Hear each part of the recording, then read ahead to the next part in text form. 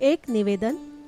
दूरदर्शन सह्याद्री वाहिनी संपूर्ण हंगामी पद्धतीने पुढील नमूद केलेल्या अस्थायी पदासाठी पात्र व इच्छुक उमेदवारांकडून अर्ज मागविण्यात येत आहे.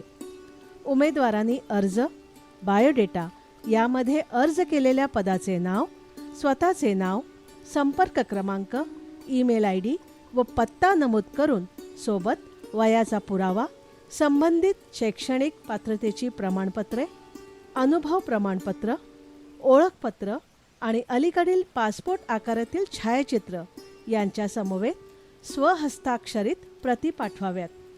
ईमेल ID ddsahyadri2026@gmail.com या पत्त्यावर 15 फेब्रुवारी 2026 पर्यंत पाठवावेत. सदर पदांसाठी वयोमर्यादा किमान 20 वर्ष ते कमाल 40 वर्ष राहील. पहिला, रिसोर्स पर्सन. शैक्षणिक पात्रता 12वी आणि दूरदर्शन किंवा TV कार्यक्रम निर्मिती क्षेत्रातील 3 वर्षाचा अनुभव किंवा मान्यताप्राप्त विद्यापीठाची कोणत्याही शाखेची पदवी अधिक TV कार्यक्रम निर्मिती क्षेत्रातील मास कम्युनिकेशन पत्रकारितामधील शासनमान्य पदविका म्हणजेच डिप्लोमा. मानधन ₹21,000 प्रति महिना कमाल. कामाचे स्वरूप कार्यक्रम निर्मिती आणि संकलन इत्यादीसाठी सहाय्य करणे. दुसरा, मंच सहाय्यक. शैक्षणिक पात्रता 12वी पास. प्राधान्यक्रम दूरदर्शन किंवा TV कार्यक्रम निर्मिती क्षेत्रातील मंच सहाय्यक कामाचा 2 वर्षाचा अनुभव. मानधन ₹21,000 प्रति महिना कमाल. कामाचे स्वरूप कार्यक्रमासाठी लागणारे सेट तयार करणे, बदलणे इत्यादी कामे. तिसरा, पोस्ट प्रोडक्शन असिस्टंट ग्राफिक्स. शैक्षणिक पात्रता पदवी पदविका.